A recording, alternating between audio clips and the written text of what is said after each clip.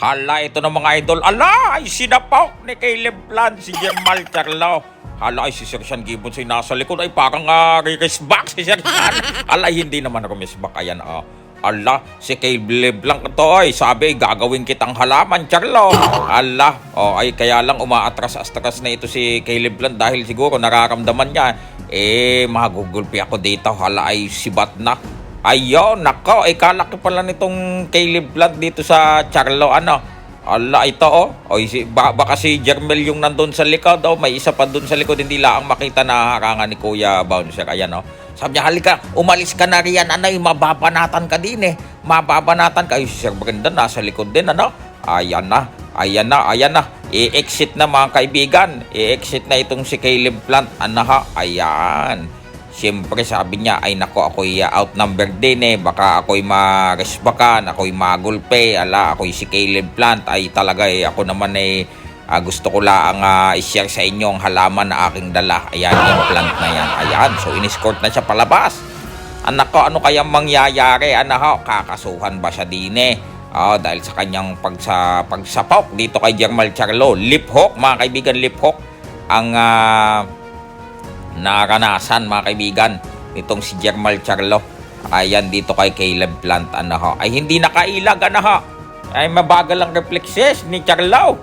Kung si Canelo may nag-swing sa kanya sa weigh-in, nakailag Ayun, mga kaibigan, ayan, ito na yata si Jermal, yata ito yung nakatalikod na nakasombrero, hindi ko lang sigurado.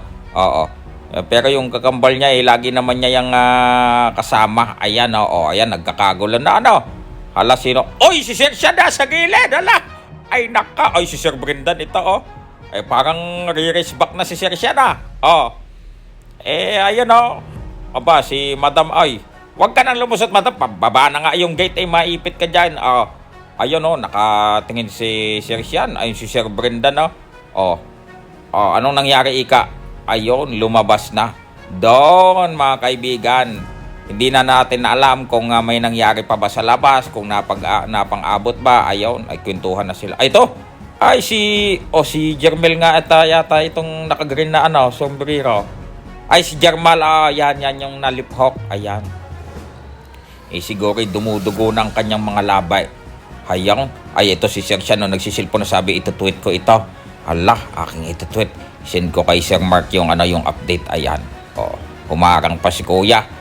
Ala, mga kaibigan, ayan, nako, kaya dapat talaga ingat, baka may mga nagkakatrastukan kayo, magkikita kayo sa mga event, kagaya dito sa weigh-in, patapos magpapang-abot kayo, ay nako, dapat lagi kang alerto, 24, ayan, ito, again, slow mo, ay, sampal, hindi pala lipok, sampal.